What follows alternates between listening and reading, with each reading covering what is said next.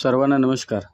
Damu मोळे official या आपल्या YouTube चॅनलमध्ये आपलं स्वागत करतो. आज आपल्या स्क्रीनवरती जे विषय आहेत त्या विषयाच्या संदर्भामध्ये आजचा छोटासा व्हिडिओ असेल.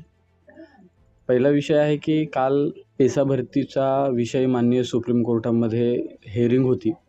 ती हेअरिंग झाली किंवा नाही त्याबाबत आपण माहिती घेणार आहोत आणि या पेसा पदभरती याचिकेच्या संदर्भामध्ये नेमकी आत्ताची सिच्युएशन काय आहे त्याबद्दल माहिती घेणार आहोत.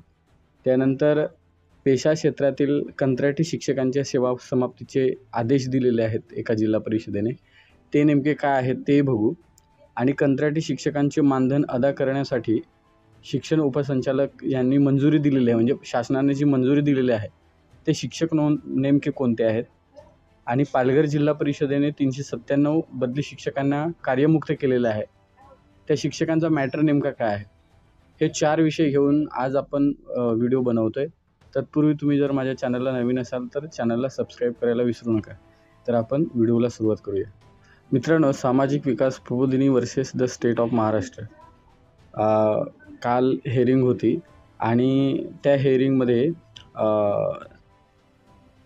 काय झालं ते बघूया. पण सुरुवातीला सांगतोय की सुधारित तारीख मिळालेली आहे 8 सप्टेंबर 2025ला. आता ही सुनावणी 8 सप्टेंबरला होणार आहे.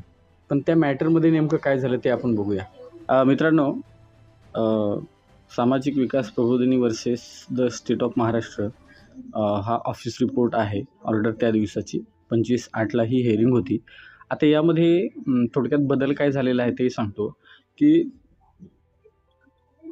पेसा भरतीच्या आणि आरक्षणाच्या विरोधात जी याचिका आहे त्यांनी पिटिशनर पुन्हा एकदा बदललेलं आहे. पिटिशनर आहेत PS पटवालिया, जे सुरुवातीला त्यांनी घेतले होते ते सिनियर ॲडव्होकेट हे पुन्हा घेतलेले आहेत. तुमच्या माहितीसाठी सांगतो, मी मागच्या व्हिडिओमध्ये बोललो पण होतो की PS पटवालिया हे ऑलरेडी झारखंड केसमध्ये आपल्या विरोधात लढत होते आणि त्यांनी या ठिकाणी त्यांना पुन्हा अपॉइंट केलेलं आहे. तर फॉर पिटिशनर हे वकील आहेत त्यांचे, आणि फॉर रिस्पॉन्डंट म्हणजे शासनाच्या वतीने इंटरिम ॲप्लिकेशन ज्यांनी इंटरव्हेनर झालेले आहेत त्यांच्या वतीने, ह्या सगळ्यांच्या वतीने आत्ता अत्यंत महत्त्वाचा बदल केलेला आहे की मुकुल रोहतगी हे सिनियर ॲडव्होकेट आहेत ते, आणि शेखर नाफाडे हे सिनियर ॲडव्होकेट आहेत, हे बाजू मांडणार आहेत. आता मुकुल रोहतगी हे जे सिनियर ॲडव्होकेट आहेत हे आणि PS पटवालिया हे दोघेही झारखंडच्या केसमध्ये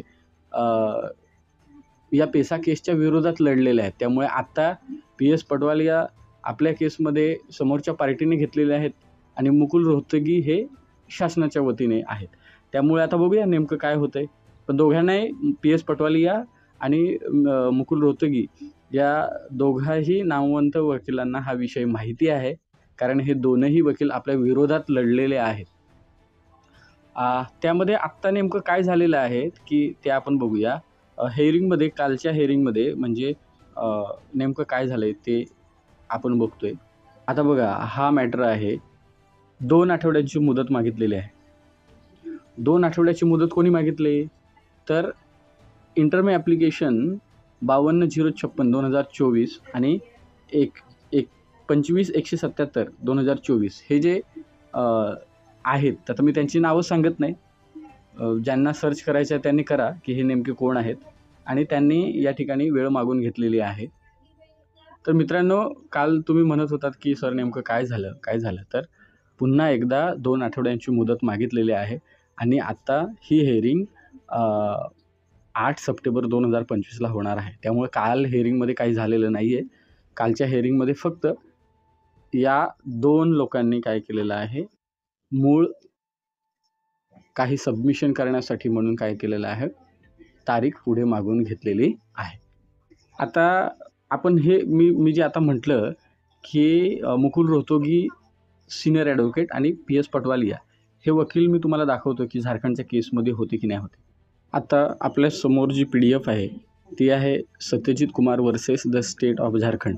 म्हणजे ही जी Satyajit Kumar versus state of Jharkhand जी केस होती तिथल्या पेसा भरतीच्या शिक्षक भरतीच्या अंतर्गत, त्यामध्ये तुम्हाला समोर दिसते बघा की या ठिकाणी for respondent petitioner Mukul Rohatgi हे त्या ठिकाणी पिटिशनर म्हणजे कोण, तर सत्यजित कुमार ह्यांच्या बाजूने लढत होते. त्यानंतर चौथ्या नंबरला बघा, सुरुवातीला मुकुल रोहतगी आणि 4 नंबरला आहे PS पटवालिया सिनियर ॲडव्होकेट. म्हणजे जवळजवळ 4 सिनियर ॲडव्होकेट या ठिकाणी दिले होते आणि त्या ठिकाणी ही केस ऑलरेडी ऐकली गेलेली आहे.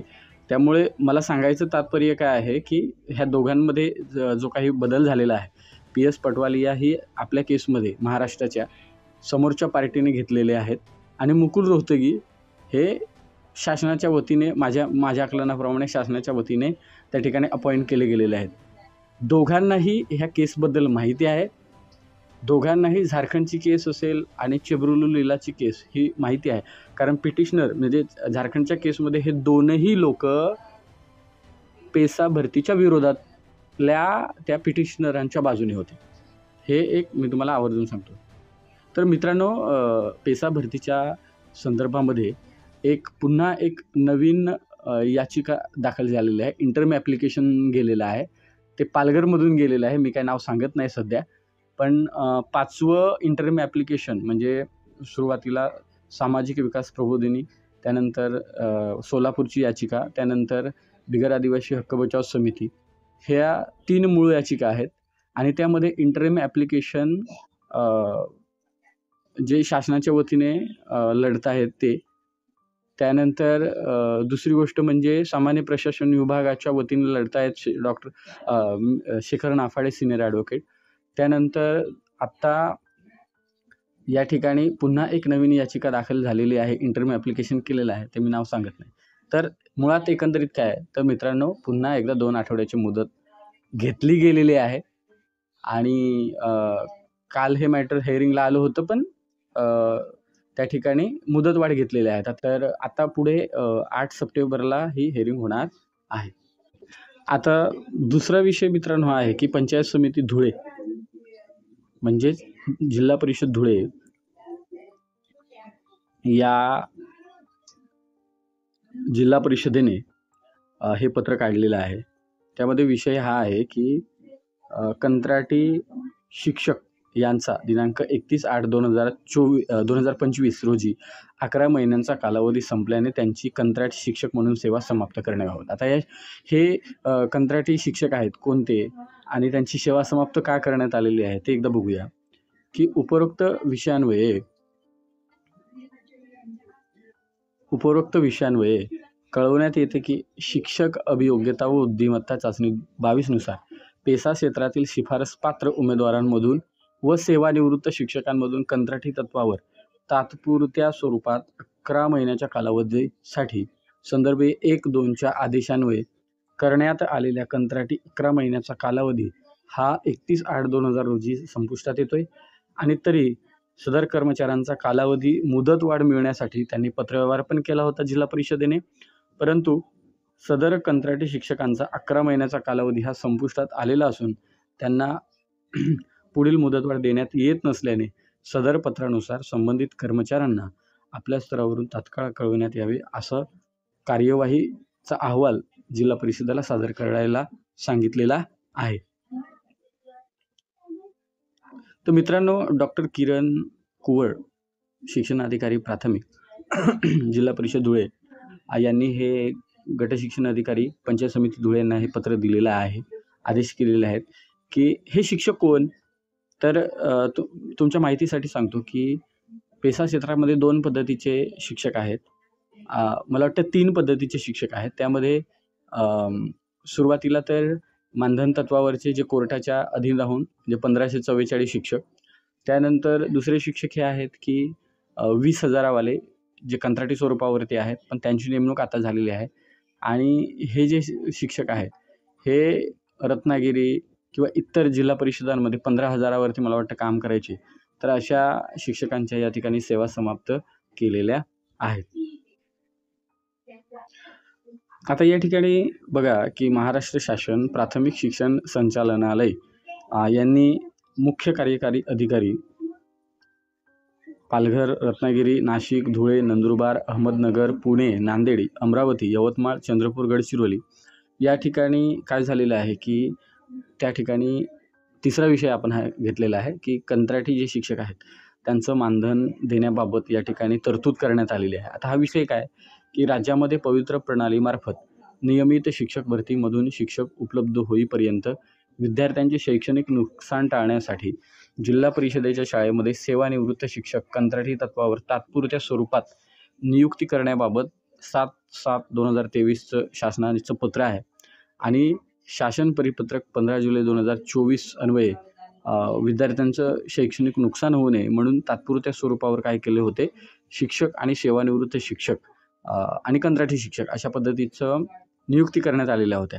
आता शिक्षक अभियोग्यता आणि बुद्धिमत्ता 2022 नुसार पेशा क्षेत्रातील शिफारस पात्र उमेदवारांना माननीय सर्वोच्च न्यायालयाच्या आदेशानुसार शिक्षण सेवक म्हणून नियुक्ती देण्यापूर्वी तात्पुरत्या कालावधीकरिता मानधन तत्वावर कंत्राटी पद्धतीने नियुक्ती देण्यात यावी असे निर्देश प्राप्त झाले आणि त्यामुळे 5 सप्टेंबर 2024 नुसार 20 आणि 20 पेक्षा कमी पटसंख्या असलेल्या शाळांमध्ये एक सेवानिवृत्त शिक्षक किंवा DED BED अर्हताधारक बेरोजगार शिक्षकांची नियुक्ती करण्याबाबत शासन निर्णय निर्गमित करण्यात आला होता आणि त्यानुसार ही भरती झाली होती. शालेय शिक्षण आणि क्रीडा विभागाच्या TNT 1च्या 10/2/2025, 5/9/2024 आणि 29/9/2024च्या शासन निर्णयाप्रमाणे कंत्राटी तत्वावर तात्पुरती नियुक्ती देण्यात आलेल्या शिक्षकांचा त्यांचा नियुक्तीचा कार्यकाळ संपुष्ट येणे अथवा ते कार्यरत असलेल्या पदावर नियमित शिक्षकांची नियुक्ती होणे यापैकी जे अगोदर घडेल तितक्या कालावधीपर्यंत अशी नियुक्ती चालू राहील अशा पद्धतीचं हे सगळं मेन्शन त्यांनी केलेलं आहे आणि त्यामध्ये 25-26च्या आर्थिक वर्षात सेवानिवृत्त शिक्षकांना जिल्हा परिषदेच्या शाळांमध्ये कंत्राटी तत्वावर तात्पुरत्या स्वरूपात भरण्यात आलेल्या शिक्षकांच्या मानधनाकरिता शासन संचालनालयाच्या स्तरावर उपलब्ध करून दिलेल्या तरतूद करण्यात आलेली आहे. म्हणजे 3,60,00,000 एवढी तरतूद केलेली आहे आणि ते पगार काढायचे आहेत त्यांचे 10 कंत्राटी सेवा या लेखा शीर्षकाखाली. हे पत्र जे आहे ह्याचा निधी आहे ह्याच्या बाबतीमध्ये पत्र काढलेलं आहे ते देवीदास कुलाळ साहेब जे आहेत शिक्षण उपसंचालक प्राथमिक त्यांनी काढलेलं आहे. त्यामध्ये ठाणे, पालघरमध्ये, त्यानंतर रत्नागिरी, त्यानंतर नाशिक, नंदुरबार, धुळे, अहमदनगर, पुणे आणि त्यानंतर नांदेड, अमरावती, यवतमाळ, चंद्रपूर आणि गडचिरोली या जिल्ह्यांमध्ये ते शिक्षक घेतले होते. मला वाटतं त्यामध्ये रत्नागिरीमध्ये माननीय केशरकर साहेब ज्यावेळेस शिक्षण मंत्री होते त्यावेळेसचाच हा निर्णय आहे आणि त्यामुळं पेसा क्षेत्राला जोडूनच हा एक जिल्हा होता की ज्यामध्ये रत्नागिरीच्या ते जिल्हा परिषदेने कंत्राटी शिक्षक नेमले होते. तर त्यांचा एकंदरीत हा त्या ठिकाणी मानधनाचा विषय जो आहे तो या ठिकाणी त्यांना निधी उपलब्ध करून देण्यात आलेला आहे आणि एकीकडे धुळे जिल्हा परिषदेने अशा शिक्षकांच्या सेवाही समाप्त केलेल्या आहे. मित्रांनो, शेवटचा विषय आपला आहे की शिक्षण विभाग जिल्हा परिषद पालघर यांनी 25/8/2025ला कार्यमुक्तीचे आदेश काढलेले आहेत. आता हे शिक्षक कोण? पालघर जिल्हा परिषदेमध्ये 2017 ते 2022 या कालावधीमध्ये बदली पोर्टलच्या अंतर्गत आंतरजिल्हा बदलीसाठी त्यांनी ऑनलाईन अर्ज केले होते, विनंती केली होती. शासन स्तरावरून त्यांच्या बदल्या झाल्या होत्या, परंतु पालघर जिल्हा परिषदेमध्ये त्या ठिकाणी 10% जास्त जागा रिक्त होत्या आणि त्यानंतर शासनाने त्याच्यामध्ये बदल केला. 10% कमी असतील तरी बदल्या होतील आणि त्यामुळे संबंधित जेवढे शिक्षक आहेत 2017 पासून प्रलंबित जे आंतरजिल्हा बदलीचे एक प्रकारचे लाभार्थी होते त्या शिक्षकांनी पाठपुरावा करून हैराण झाले. पेसा क्षेत्रामध्ये मानधन तत्वावर कंत्राटी स्वरूपामध्ये भरत्या झाल्या तरी या शिक्षकांना सोडलं जात नव्हतं आणि त्यामुळे त्यांनी काय केलं की 2023-2024 त्यांनी मुंबई उच्च न्यायालयामध्ये याचिका दाखल केल्या आणि 15/7/2025ला त्या ठिकाणी आदेश प्राप्त झाले आणि या शिक्षकांना 15 दिवसाच्या आत सोडायला सांगितलं, पण जिल्हा परिषदेने ते सोडलं नव्हतं आणि त्याचे आदेश या ठिकाणी प्राप्त झाले. आता यामध्ये जवळजवळ बघा की आता त्यांनी बघा शिक्षकाचं नाव दिलेलं आहे, त्यानंतर कार्यरत तालुका, सध्या ते कार्यरत पालघरमध्ये कुठे आहेत, त्यांचा जात संवर्ग काय, निवडीचा प्रवर्ग कोणता, कोणत्या प्रवर्गातून त्यांची निवड झाली, त्यानंतर आंतरजिल्हा बदलीचं वर्ष. तर हे संबंधित जे शिक्षक आहेत ते 2017ला बदली झालेले आहे आणि आता ते कोणत्या जिल्ह्यात गेले पालघरमधून, तर अहिल्यानगर जिल्ह्यामध्ये गेलेले आहे. तर अशा पद्धतीने काय केलेलं आहे, हे सगळा डाटा त्यांनी या ठिकाणी दिलेला आहे आणि जवळ या ठिकाणी तुम्हाला सांगतो मी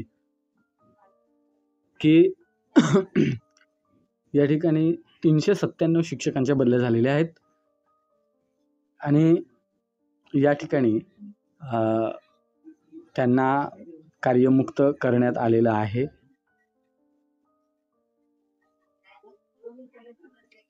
आता 2017ला बदली प्रक्रिया झाल्यानंतर आता सद्यस्थितीमध्ये ज्या जिल्ह्यामध्ये बदली झालेली आहे त्या जिल्ह्यामध्ये आता त्या कास्टला वेकेंट पोस्ट आहे की नाही, हे सगळ्या गोष्टी आता परत चर्चेला येतीलच. पण सद्यस्थितीमध्ये त्या शिक्षकांना पालघर जिल्हा परिषदेने कार्यमुक्त केलेलं आहे. मी मागच्या व्हिडिओमध्ये सांगितलं होतं की विकल्प विपरीत शिक्षकांना सोडल्यानंतर अजून 300+ शिक्षकांना कार्यमुक्त करण्यात येणार आहे. कारण माननीय हायकोर्टमध्ये ते गेले होते आणि हायकोर्टमध्ये त्यांच्या बाजूने निर्णय लागला.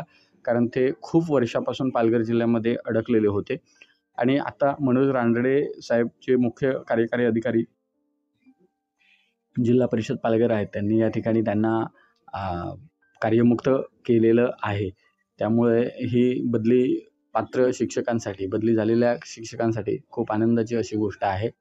कारण खूप वर्षापासून ते लढत होते आणि त्यांच्या लढ्याला अखेर यश आलेलं आहे.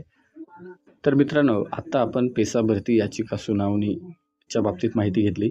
पेशा क्षेत्रातील कंत्राटी शिक्षकांच्या सेवा समाप्तीचे आदेश कोणत्या जिल्हा परिषदेने दिलेत ते बघितलं.